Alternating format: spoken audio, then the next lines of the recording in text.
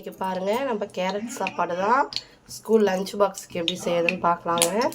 ஒவ்வொரு நாள் ஒவ்வொரு லஞ்ச் பாக்ஸுக்கு என்னென்ன பண்ணுறதுன்னு சொல்கிறேங்க. இன்றைக்கி பார்த்திங்கன்னா நம்ம கேரட் சாதம் தான் செய்ய போகிறோம். நம்ம ஒரு வானலில் வந்து எண்ணெய் நல்லா காஞ்சவொடனே கடுகு, உளுந்து, குத்துக்கடலை பருப்பு சேர்த்திக்கலாங்க. இப்போ பாருங்கள், கடுகு பொரிஞ்சிருச்சு. இந்த டைமில் நம்ம கட் பண்ணி பாருங்கள் 5 பல்லு பூண்டு, அதை வந்து தோல் உரித்து இடித்து வச்சுருக்கேங்க. அதை போட்டுக்கலாம். இது கூட பார்த்திங்கன்னா நம்ம வெங்காயம், பச்சை மிளகா சேர்த்துக்கலாங்க. ஏன்னா ஒரு பச்சை மிளகா தான் இருக்குது, அதனால் ஒரு வரமிளகா சேர்த்துருக்கேன். இதை நல்லா வதக்கிக்கலாங்க.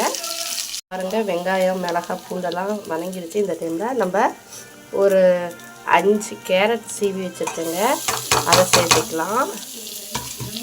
பாருங்கள், இப்போ மஞ்சத்தூள் கொஞ்சம் சேர்த்துக்கோங்க. இது கூட கொஞ்சம் பெருங்காயத்தூள் கொஞ்சம் சேர்த்துக்கலாங்க. நல்லா வதக்கி விட்டுக்கலாங்க. இது கூட தூளுப்பு கொஞ்சம் சேர்த்துக்கலாங்க. பாருங்கள், உப்பு நம்மளுக்கு தேவையான அளவு சேர்த்துக்கலாங்க. கொஞ்சம் லைட்டாக கூட இருக்க மாதிரியே போட்டுக்கோங்க. ஏன்னா சாப்பாடு போட்டு கிண்டக்குள்ளே பார்த்திங்கன்னா உங்களுக்கு ஈக்குவல் ஆகிடுங்க. என்றைக்குமே சாப்பாடு கொஞ்சம் கம்மி பண்ணிக்கிட்டு கேரட்டு, பீட்ரூட் இந்த மாதிரி செய்யக்குள்ள கொஞ்சம் காய்களை அதிகமாக யூஸ் பண்ணிக்கோங்க.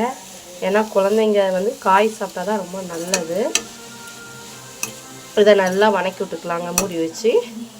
இப்போ பாருங்கள், இந்த மாதிரி எல்லாம் நல்லா வதக்கி விட்டாச்சு. இந்த டைமில் நம்ம கொஞ்சம் மூடி வச்சிடலாங்க. ஒரு 5 நிமிஷம் 10 நிமிஷம் வேகட்டும். இப்போ பாருங்கள், காய் நல்லா வெந்துருச்சு. சிம்மில் வச்சே வேக வைங்க. நல்லா வெந்துருச்சு பாருங்கள், ஒரு 10 நிமிஷம். இந்த டைமில் வந்து நம்ம சாப்பாடை இது கூட ஆட் பண்ணிக்கலாங்க.